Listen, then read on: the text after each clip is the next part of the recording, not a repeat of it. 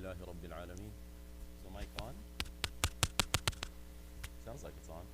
Is it loud enough? Yes?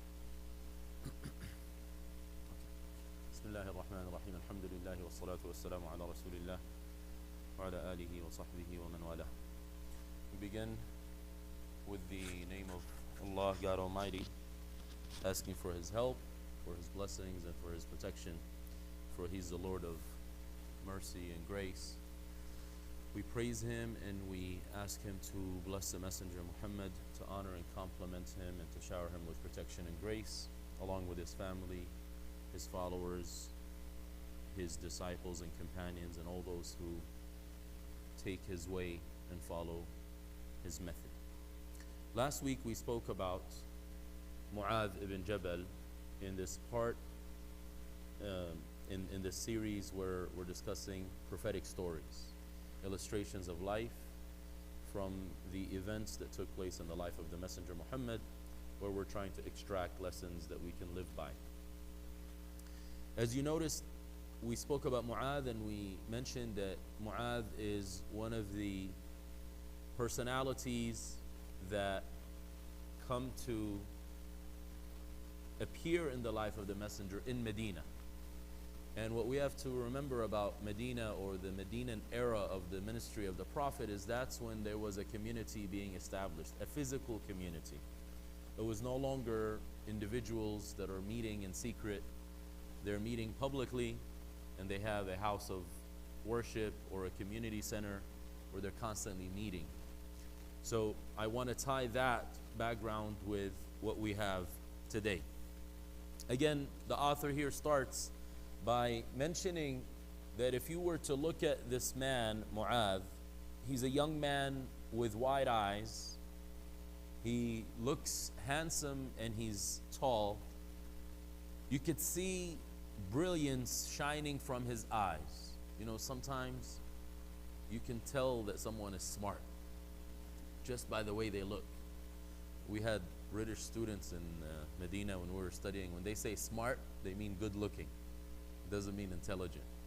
So here Mu'adh is smart as in good looking and smart as intelligent. At the same time, he had this sense of this awe about him that would deserve respect simply by looking at him. Although he was just a bit over 20, as we said, so he's not very old. He had a special status with the Messenger sallallahu alaihi wasallam. One time he tells him, Ya Mu'adhu wallahi inni la uhibbuka fillah. Last week we spent quite a bit of time just speaking about how he would call him by his first name, and he would say Ya Mu'adh in that particular event. This other occasion he tells him Ya Mu'adh, addressing him by his name again. He says, I swear by God that I love you for God's sake. And Mu'adh responds, وَأَنَا وَاللَّهِ يَا رَسُولَ اللَّهِ أُحِبُّكَ فِي اللَّهِ. He says, I too, O Messenger of God, I swear by God that I love you for His sake as well. Now what's interesting with this narration, although the author does not include it here, is that this is where we get one of the beautiful teachings that we are supposed to say at the conclusion of our salah, of our prescribed ritual devotion. After he tells him this, he tells them, لا تدع دبر كل صلاة أن تقول اللهم أعني على ذكرك وشكرك وحسن عبادتك. So starts it off by saying something positive, by giving him emotional fulfillment and telling him how he feels about him. Then he says, do not leave at the conclusion of every prescribed ritual to say the following prayer. O God, help me to remember you and to mention you at all times, to be grateful to you, to express gratitude to you in actions and in words for all your blessings, and to worship you in the most excellent of manners and the most excellent of ways. That's where we get that particular dua from. It had something to do with the Prophet expressing his love to this individual. And again, whenever the Prophet expresses his love to someone, it means that individual deserves that love. There is something special about this individual, and that's why we're still learning from his life and from his experiences. On another occasion, the Messenger says, يُحْشَرُ مُعَاذٌ يَوْمَ الْقِيَامَةِ أَمَامَ الْعُلَمَاءِ. I kind of mentioned these narrations about him last time, that Mu'adh, when the day of resurrection will take place, he will be ahead of all the scholars of the Muslim community. So again, although he wasn't that old, but he was able to grasp a lot of knowledge. And the Prophet spoke about him in his lifetime and praised him and complimented him. Again, this is something very important when we're dealing with people. If someone has a skill, if someone has a gift, ensure that you're empowering these individuals. Don't let that go to waste. Praise them, speak highly of them, encourage them without making them feel cocky, without making them feel full of themselves. So striking that balance. And that's what we can tell from last week's lesson. He taught him a specific teaching, but he says, don't teach it to people because they may be neglectful. They may be irresponsible with that information. So there is teaching, there is good news, but at the same time there is discipline and there is control. On another occasion he says, أعلم أمتي بالحلال والحرام معاذ. The most knowledgeable of all of my community in the prohibited matters and the lawful matters is Mu'adh. So again, he's knowledgeable in the legal field of Islam. What we mentioned last time is that not every single one in the early community was an expert in the law. And that's not necessary in any community. If you have a community made out of lawyers, that's not called a community. That's called a law guild. That's a club. But these people get sick, so they need doctors. And they need homes, so they need engineers. And they need to purchase items, they need workers. And then they need to have some labor done. That's where other people come in. The Prophet's community was a balanced community that had people who had different specializations. Same thing for us. Now, this is very ironic because we always hear that in the Muslim community, parents tell their children, you must be a doctor. And we got plenty of doctors. The problem is that's not a very balanced community.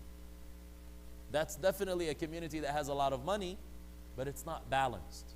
So we have to try to have a balance. Here he's teaching us that this particular companion, this particular disciple, his skill, his gift was, he was an expert in the law. He was one of 4 individuals that had the whole Quran memorized in the life of the Messenger Muhammad sallallahu alaihi wasallam. So again, that teaches us something else.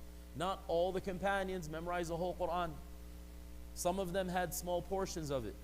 And it's not necessary, again, for everyone to have everything memorized. But now what is necessary is that every single individual in the community has a basic level of literacy where they are able to practice their devotions with knowledge without simply following blindly. How did Mu'adh gather and collect and bring about this status of being a legal expert and being so knowledgeable? Number 1, spending time with the source of knowledge. In that generation, the source of knowledge was the Messenger Muhammad sallallahu alaihi wasallam. Now, he didn't just spend time with him, because many people spent time with him, and some of those individuals were simply known to repeat his statements. They were able to quote him. رُبَّ حَامِلِ فِقْهٍ لِمَنْ هُوَ أَفْقَهُ مِنْهُ. The Messenger says sometimes you may carry some knowledge, but you carry it to someone who can comprehend it better than you. You're simply a tool. You can collect things, you hear a conversation, and you can relay it. But you don't know how to dissect it. You don't know how to analyze it. You don't know how to extract lessons from it. So he kept the company of the Messenger, but at the same time, he was comprehending what was taking place. He would actually come from his people's home. And then again, they were on the west side of Medina, an area called Bani Salima. And again, those of you who go there, usually people will go on a trip to a place called Al-Qiblatain. There's a masjid called Al-Qiblatain. In the time of the Prophet, that was called Masjid Al-Qiblatain. That was simply the area where this family lived. There was a tribe called Bani Salima. They lived out there, and we spoke about them before, where they wanted to relocate and come closer to the Messenger's mosque. And he told them, stay put where you're at, because your footsteps will count as good deeds for you. So he would come all the way from the west side of the city, and he would perform salah with the Messenger sallallahu alaihi wasallam, and then he would also learn from him. So he would sit in the circles of learning and studying and comprehending. When the Messenger would perform Isha, the final salah of the day, Mu'adh would go back to his people, and they were waiting for him because he's the most learned among them. Because again, the prophetic tradition is that the most learned among us lead us in worship. Now, anyone who knows how to lead salah can lead salah. That's the idea. Anyone who knows how to do it can do so. But if you're going to give the preference to someone, then it has to be someone who has more Quran memorized, someone who has more of the regulations memorized. That's basically what gives people a distinction. It's not how much money you make. It's not how much you donate to the mosque. It's not how good of a speaker you are. Worship has specific requirements and specific conditions. And in Islam, we don't necessarily have an ordainment system. Rather, it's where the scholars mention that so-and-so has reached a level of knowledge and they're able to perform certain tasks. Anyway, he was the most knowledgeable among them, and he also had the most Quran memorized. So he would perform Salatul Isha and he would lead them. Now, he already performed the obligation behind the Messenger. So this performance of his would count for him as a voluntary act, as a nafilah. But for his people, it would count as the faridah, the obligation, because they had not performed it yet. So now this young man who was learned, who had the Quran memorized, he had a specific situation arise that we're going to try to learn from. One day he prays with the Messenger sallallahu alaihi wasallam, then he goes to his people, Bani Salima, and they were awaiting for him as usual. They're waiting for his arrival, and he leads them in Salatul Isha. So then he begins by reciting Suratul Baqarah, meaning after Fatiha, he starts with Suratul Baqarah. Right now, in Maghrib, when our Imam started the beginning of Ahzab, I said, MashaAllah, he's going to read the whole surah. It's a pretty long surah. Fortunately, he only read one page. Because typically, whenever you would start a surah, you would finish it off as well. So Mu'adh starts Surah Al-Baqarah, and that, for those of us who know, is the longest surah in the Quran. It's nearly 50 pages, 2.5 ajza, so 2.5 parts of the 30 parts of the Quran. And whoever was behind him thought he's going to continue this whole thing. He's going to knock it out, and he's going to read the whole thing. One of the people that were behind him, so again, this story, I want us to visualize a community that's a normal community where people have different levels. One of them, Mu'adh, is this young man who spends time with the Messenger. He's learned, he has the Quran memorized, he has the skill, he's knowledgeable. But then you have other people who don't have the same exact credentials. So there was a young man who had been working hard. He was a laborer. He was working hard all day, and he was tired and exhausted. And it was taking too long. Mu'adh would just reading, and he sometimes, again, when you hear your voice and you got a pretty voice, you just want to keep on singing, right? It's actually good. Although the person behind you, his feet may be hurting, he may have a stomach ache, but you don't actually feel what they have because you have your own vibe going. So he basically said, you know what? Let me get out of the ritual. Let me get out of the congregation and do my own salah. And then he performed salah in a very light manner. He completed his salah, and then he takes his camel and goes home. When Mu'adh finished the salah, he was told, look man, one of the people in the community, they did this. And again, this is what happens. He's the leader of the community. He has the most knowledge. So now this is being reported back to him. One of these young men, he left salah in the middle, and he did his own thing and he left. So then Mu'adh had a reaction. He says, this man is a hypocrite. We hear that a lot in our community settings. We get a difference of opinion. Oh, he's a hypocrite. You just dropped that word. That's almost like a natural reaction. Somebody you don't like, he's a hypocrite. Somebody performs salah a different way, he's a hypocrite. So now the problem was this word. And we have to be careful with the words that we vocalize. We have to keep our emotions under control. This word reached the young man. He heard that he was called a hypocrite. So the next day he goes straight to the Messenger sallallahu alaihi wasallam. He doesn't go to Mu'adh and say, let's have a showdown. I heard you calling me a bad name. We're going to take this. But that's what happens in the community. He goes to the responsible individual. I tell my children this all the time. They get in fights, right? One of them says something bad to the other. The other one now wants to take her rights with her own hand. If she does that, everybody gets in trouble. What's the proper approach? Go back to your parents, report the incident, and let them handle it with proper procedure. Same thing. This young man actually was wise. He says, I'm not going to confront Mu'adh. Let me go to the Messenger of God. Now, what was interesting was Mu'adh was sitting with the Messenger at that time of the report, which is beautiful. Because now he's able to defend himself. You're not talking about him behind his back. He says, O Messenger of God, me and my people, our neighborhood, our class in society, we work, we're laborers. We're basically blue collar. We're standing up all day.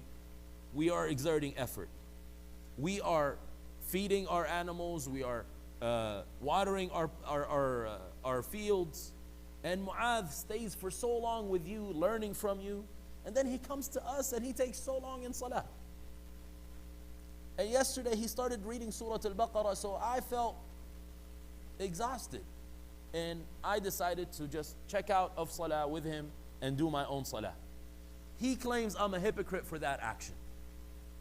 He reported the whole story, didn't add any spice to it. That's important, by the way. When we report stories, don't add your own spice mix in it. Just report what took place.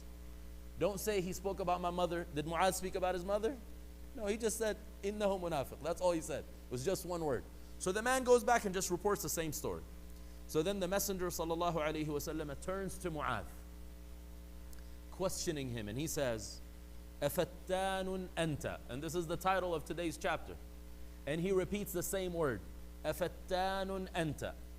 Afattanun anta. Now, fattan comes from this word called fitna. We hear this word fitna, but many of us don't know what it means. Fitna is when you expose gold or any type of precious metal to fire and to heat to purify it from any impurity. But a fitna that takes place to you is a difficult occasion that brings maybe the worst or the best out of you, depending on the condition. But if someone is causing fitna to others, it means you are troubling people, you are pushing people away, you're making things difficult on others. He says, إِذَا أَمَمْتَ النَّاسَ فَقْرَأْ بِالشَّمْسِ وَضُحَاهَا. If you are to lead people in salah, then recite the following surahs. He gives them instruction now. What type of surah should I read when I lead people? الشَّمْسُ وَضُحَاهَا. It's about half a page. It's in the very end of the Quran. سَبِّحِ اسْمَ رَبِّكَ الْأَعْلَى. 3/4 of a page. وَاللَّيْلِ إِذَا يَغْشَى. Again, about half a page. He says to him, justifying and rationalizing this particular teaching, فَإِنَّهُ يُصَلِّي وَرَاءَكَ الْكَبِيرُ وَالضَّعِيفُ وَذُو الْحَاجَةِ. The reason being, I know you have a lot of Quran memorized. I know you have a pretty voice.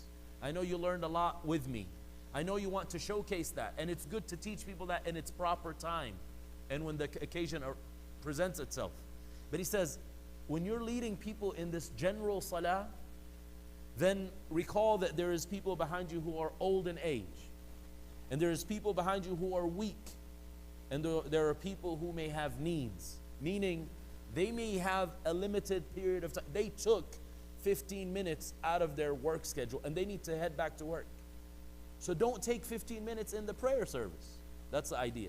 Be conscious of people's needs. Then the messenger turns to the young man, again, who's from Bani Salima, this young man from the Ansar, the residents of Medina. And he says, كيف تصنع يا ابن أخي إذا صليت? My nephew. And again, this is a beautiful way to speak to younger people. Again, depending on culture. Not everybody will accept that. Here in America, in some places, people, if they feel close to each other, they call each other cousin. They call each other cousin. So a lot of African Americans, especially in the East Coast, they call each other cousin. You're like, are you related? It's like, no, I'm not related. But they're all cousins, somehow. So he says, how do you perform salah? Tell me. So now he's questioning him. How is it that you perform the ritual? He says, I recite the Fatiha, the opening chapter. Then I testify to the oneness of God. Then I say, Allahumma inni as'aluka al-jannah wa a'udhu bika min an-nar. I ask God for paradise. I say, oh God, I ask you for paradise. I seek protection in you from the fire. Wa inni wallahi ma uhsinu dandanataka wa la dandanata Mu'adh. He says, and I swear to God, I don't know how to say the prayers that you and Mu'adh say. Because you guys make prolonged prayers. Even when you talk to God, you got so many things that you ask for. I just ask for this. I say, give me the garden of paradise, protect me from the fire. So then the Messenger sallallahu alaihi wasallam says, Inni wa Mu'adhu hawlaha nudandin. Me and Mu'adh, we're also asking for the same thing. We're just revolving around that same topic.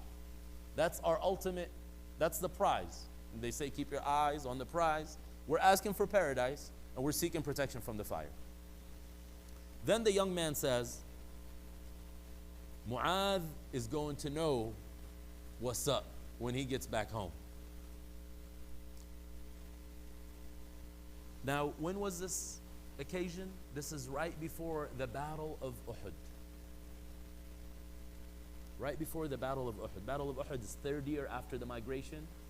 So the Muslims are living in Medina now. They had defeated the Meccans the year before, and the Meccans are coming with a vengeance. They want to have revenge, and they come attacking Medina itself.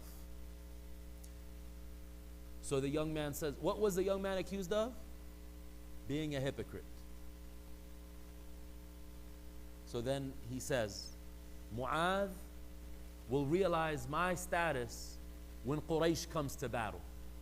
He's going to see what I'm made out of. When the Battle of Uhud takes place, this is one of the young men who fought to defend the Muslim community, and he was killed and martyred. The Messenger sallallahu alaihi wasallam calls out to Mu'adh, and he says, oh Mu'adh, what happened with the guy that was reporting you? The one that reported you to me. ما فعل خصمي وخصمك.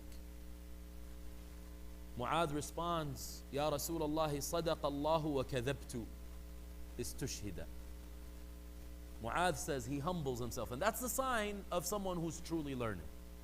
If you fear God, then when reality and truth is presented to you, you humble yourself to it. He says, O Messenger of God, God spoke the truth and I lied.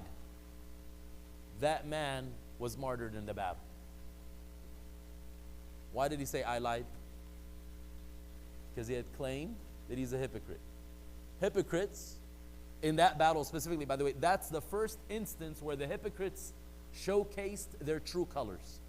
The basically, a third of the army was people who were influenced by the hypocrites, and after they went out to the camp to start preparations for the battle, they pulled back and they went to the town. This young man was not from these people. What are some of the lessons that are extracted from the story? Now, what's interesting with the story is that many of us possibly have heard the story, but we've heard it in bits and pieces. I don't know if you've heard it all together. Meaning, we've heard one young man, or we've heard a man saying, "Oh, Messenger of God, this is what I say when I pray, and I don't know how to say what you and Mu'adh say." We've heard that part. We've heard the part that Mu'adh leads some people in salah and takes too long, possibly. We've heard about the Battle of Uhud, but this story brings what? All these narrations together, and that's important. There's context to these narrations and to these stories. And unfortunately, we're not doing them justice when we just take one and run with it. Why do the scholars only mention a part of the story in books of hadith, for example? Because they're trying to only extract a lesson for that particular chapter. So for example, the dua of what do you say after salah is only going to have that part. It's not going to have the whole story, the biography of this young man or the biography of Mu'adh. But this is why the scholars say when you want to learn something in Islam, try to focus on every narration that discusses this aspect. And then you can learn a holistic, you can get a holistic understanding of it. So some of the lessons that are extracted from the story. The first one is that the difference between the importance of the act of worship and how we are to perform it. Although salah, or prescribed ritual devotion, is the most important of all the teachings of Islam after the statement of faith. The Messenger calls it the pillar of Islam. He calls it the coolness of his eye and the eyes of the believers, meaning what brings them complete satisfaction. However, if you perform this most sacred act improperly, it is not appropriate. So he says, when you make it difficult on those that you're leading, that's a mistake. And the Messenger of God himself, sallallahu alaihi wasallam, gets angry due to that. And then he also reprimands the one who does it. What I want to learn from this is many of us don't actually ever experience that. We rarely will have someone who has the whole Quran memorized. Alhamdulillah, some communities are blessed with that. And mashallah, a lot of the ones who have the Quran memorized, they realize, look, we're in America, people got work, they're just going to cut it short. They typically don't exceed 5 to 7, 10 minutes max. The only time the time exceeds is in Ramadan when people tell them, look, we want you to read a lot. What can we learn from this particular thing? This is a message, by the way, directed to those who come to the mosque. Don't drive people away. That's the title of today's lecture. Afattanun anta means don't drive people away from the community with your religiosity. That's the key. Mu'adh was learned. He was doing something beautiful. Because again, in the end of the day, you can always say, what sin was he doing? He was reading Quran. Every letter you get what? 10 good deeds. Every 10 good deeds are multiplied 700 times. You're getting so many good deeds in Salah. Why are you complaining? Because he has the right to complain. This is not the appropriate time to take your sweet time. Respect people and respect their time. And realize that this is an obligation. If you are on your own performing a voluntary act, take your sweet time. But that's another thing that we have a problem with. It becomes much easier for us to showcase religiosity in public, and we don't have any religiosity in private. That's why people get emotional when they're in the congregation. Everybody cries in dua. Why don't you cry at home when you pray? It's like, I don't even pray at home. How come you're crying in salah? Because everybody's crying. It's called peer pressure. You know, even if you don't want to cry, if someone's crying, you get emotional. Sometimes my daughters cry and I'm like, I just want to cry right now. I don't know what to do with myself. I'm supposed to comfort them, but I'm like, the best thing to do is just join them. If you can't beat them, join them, right? But the key here, and this is something I heard earlier today, is that what's beautiful about our acts of worship is we have a private portion of them that no one is aware of. And that's why the Prophet says, do not make your homes graves. Make sure that you perform salah in your homes. Which salah? Not the 5 daily obligations, the extra ones, the voluntary acts. So that's key. So you're reserving something for your house. Anyway, the point here is clearly Mu'adh was misinformed. And that's why he became such a special person. You have to make mistakes in learning. If you're not making mistakes, it means you're not really learning. If you're perfect, it means you're not doing anything because you're just stagnant. But Mu'adh was learning from the Prophet. He was trying to practice, and the mistake allowed him to learn from his mistake. He never repeated this again, and we're going to see that later on. When the Messenger of God became angry, he never reprimanded anyone who took a long time performing Salatul Fajr. Because typically at that time, everybody woke up at Fajr, there's no work. This is like the beginning of the day. There is a good time window where you can take your sweet time. So he never actually gave a lecture to somebody who took too long in Salatul Fajr. But at the same time, it says throughout the Prophet's life, he wasn't recorded to have been as angry as he was with an imam that prolonged Salatul Fajr. Although he himself would prolong Salatul Fajr, he knew who he had with him. But again, depending on the situation and the time and the circumstance. And he says, Ya ayyuhan nas inna minkum munaffirin. Oh people, some of you drive people away. فَأَيُّكُمْ أَمَّا النَّاسَ فَلْيُوجِزْ. Whoever leads people in the prescribed ritual, make it short and brief. This doesn't mean you compromise. It doesn't mean you don't perform the ritual properly. The Prophet ﷺ is the same person that received revelation that says, وَقُرْآنَ الْفَجْرِ إِنَّ قُرْآنَ الْفَجْرِ كَانَ مَشْهُودًا. Recite Qur'an at Fajr time, during dawn. Surely the Qur'an that's recited in the dawn ritual is witnessed by the angels.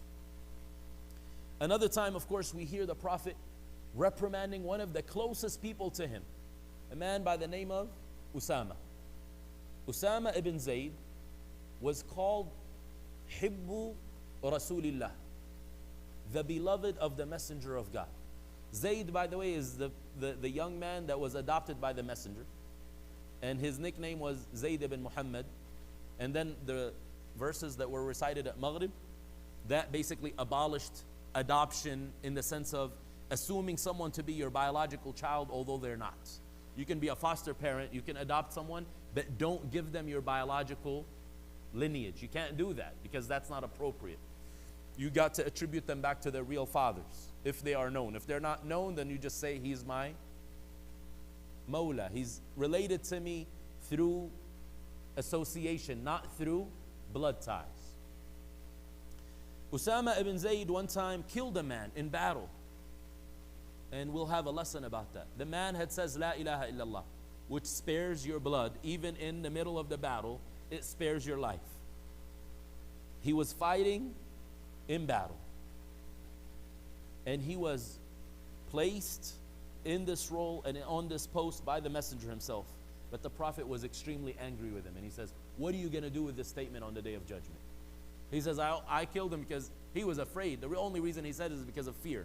He says, did you open up his heart? Did you check what was in his heart? The messenger another time became extremely angry with a person who donated all of his wealth.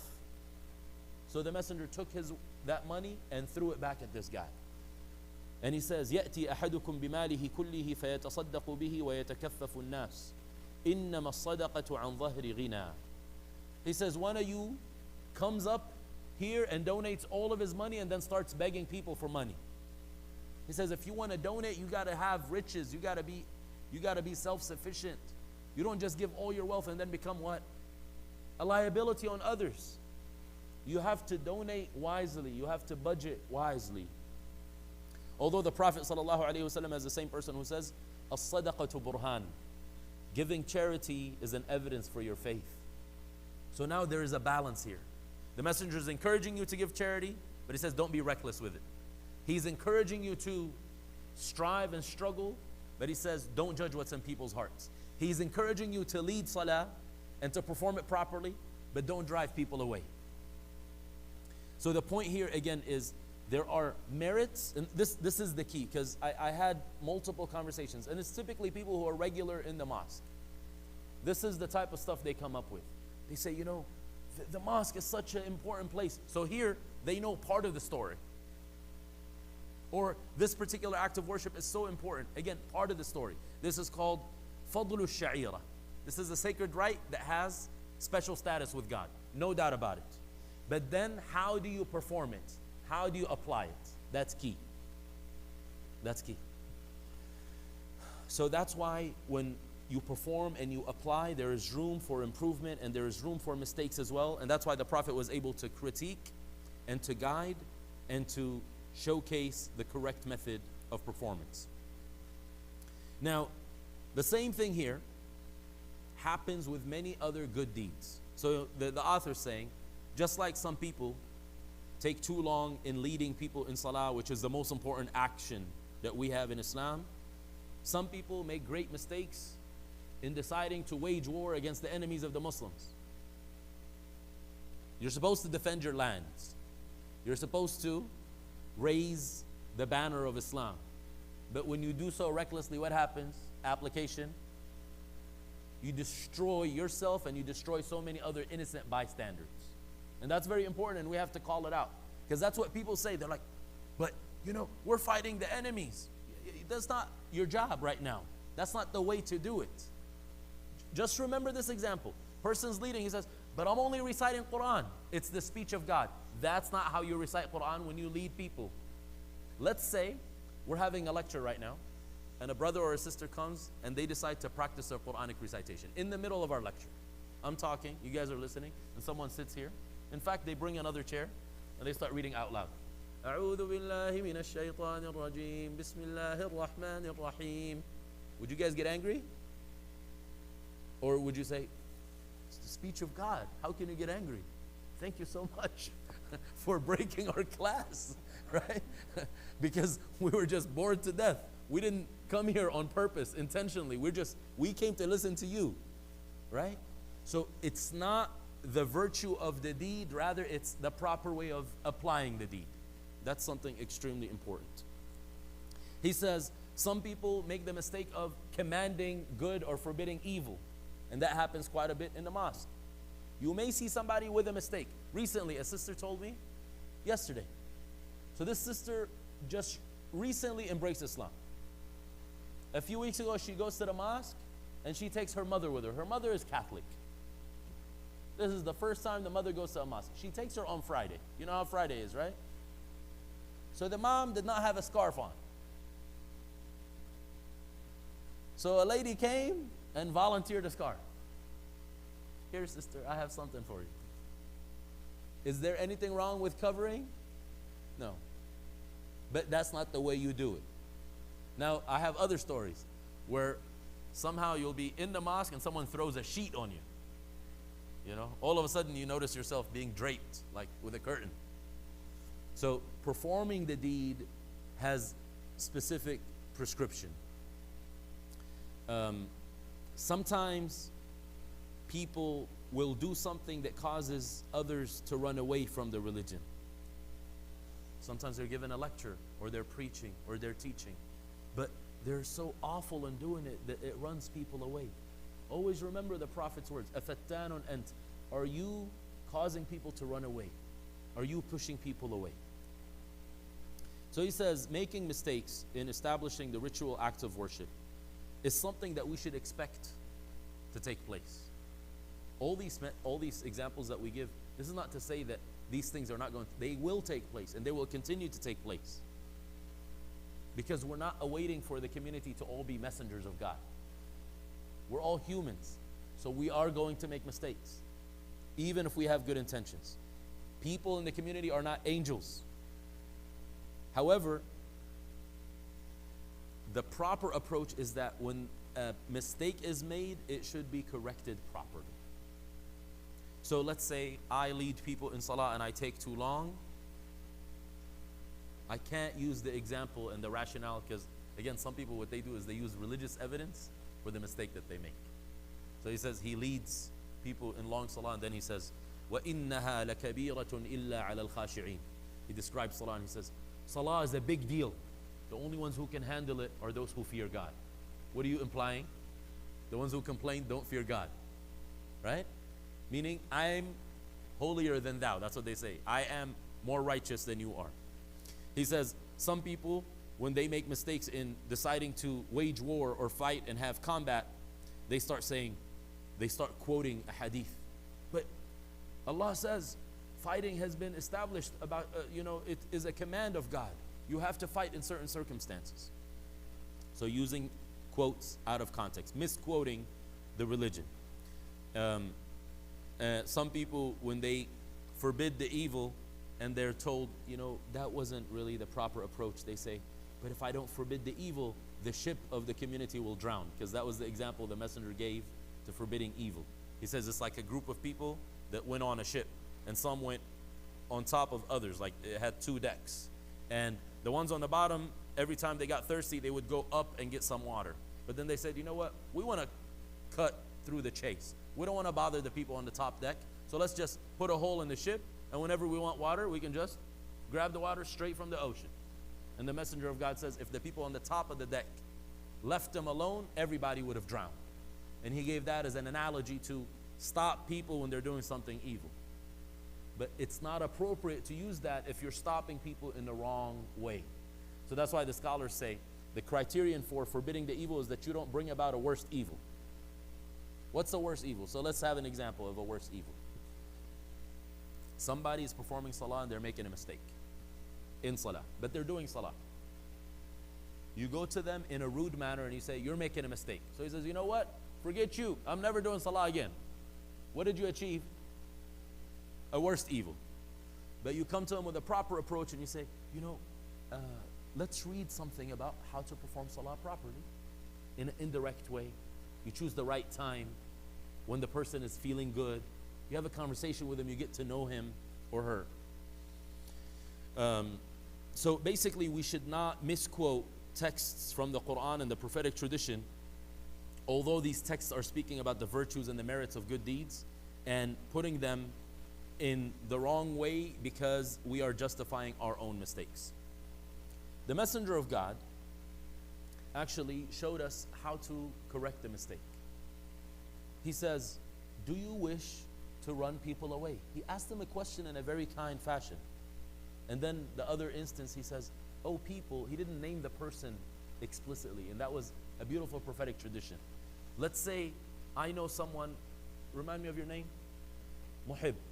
I know Muhib made a mistake. I shouldn't go up there on the pulpit and dedicate a whole khutbah and title it, oh Muhib, make sure that you don't do this again. The Prophet never did that. He never mentioned people by name except rarely. But he would say, some people do this. Now, Muhib knows what he did. And it's between him and I. I don't need to expose him. The point is, though, it could be a learning moment for him and for others. But I'm saying it indirectly. He doesn't feel the pressure, because if he feels, why is this guy picking on me? You think I'm the only one that makes mistakes? Then what's going to happen? He's going to take it personal. He's going to chase for my mistakes. And then the next week, you'll have a khutbah. Beware of Ahmed's mistakes, right? And then it becomes egos, just fighting one another. So the Prophet's method was to say, some people run others away. So I'm not going to say any of you guys run people out of the mosque, but we already know there is people who are called unmasked, people who feel marginalized in the community. Is it possible that we did something to push them away? It's likely. So let's do some introspection and correct ourselves. The man who made a mistake on the battlefield, he tells him, did you kill him after he says La ilaha illallah? Again, even the way he reprimanded people was full of wisdom. And then he says one time, you know, this is amazing. On another occasion, Khalid ibn al-Walid went on an expedition, a military expedition. And when he reached the people were terrified of him. And they said, Sabatna, Sabatna. They said, we left our father's religion, our forefathers' religion. Khalid understood out of that what? They are like following some false religion. The people meant that we embrace Islam. Like, just don't fight with us, man. We're one of you. Khalid still punished them, and there was casualties in that battle. So when the Prophet was told, he says, Allahumma inni abra'u ilayka mimma sana'a Khalid. Oh God, I am free and I disassociate myself from the actions of Khalid in that instance. But he did not say, I am innocent of Khalid. He didn't say, he does not represent me. He says, those actions don't represent me. That's very important. Isn't that what the community does, though? Somebody from our community makes a mistake, everybody on the news, these people are not Muslim. Who gave you the authority to call people Muslim or not? Right? So the same people who say, don't judge me, become the most judgmental. So the Prophet used to witness people's mistakes, and he would correct it in a beautiful way, and he would make people learn from their mistakes and desire to come back for more. So Mu'adh did not allow this event to break his heart, and he says, you know what, I quit being part of the Muslim community. I was embarrassed in public. I called someone a hypocrite and I was wrong. No, Mu'adh still was close to the Messenger of God.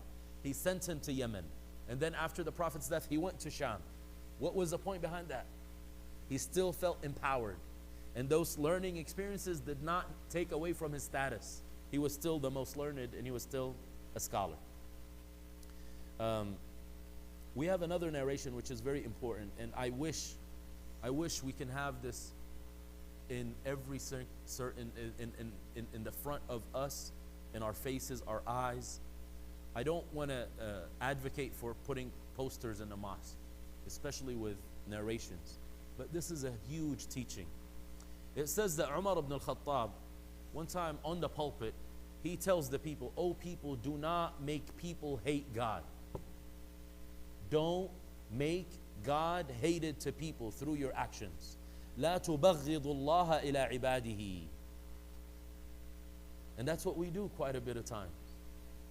That's the complaint that we get. Most people don't like religion, not because of the religion, because of negative experiences with religious people. That's it. It has nothing to do with the religion. And that's, by the way, not just Muslims. This is a universal problem. You ask anybody about church, oh, the people in the church are hypocrites. What did these people do? They made people leave God because of their bad actions. People were going to church. They're coming to the mosque. They want to worship God. But you give them a wrong experience and they never want to show up again.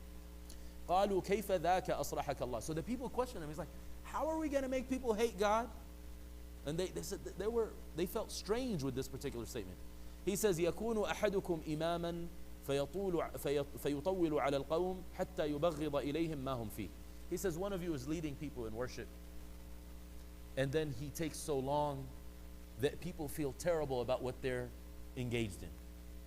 And that's what happens. People are like, man, can he just finish this? I hate salah.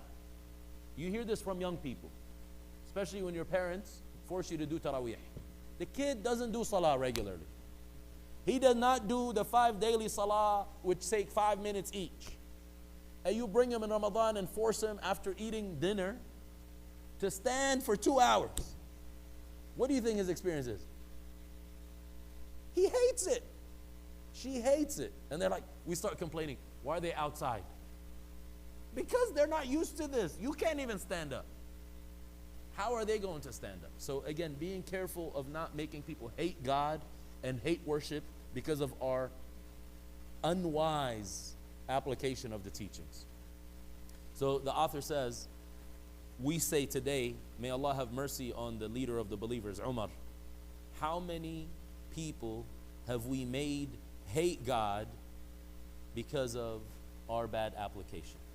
So then he says, Allahumma ghufran, we ask you, Allah, to forgive us for our shortcomings.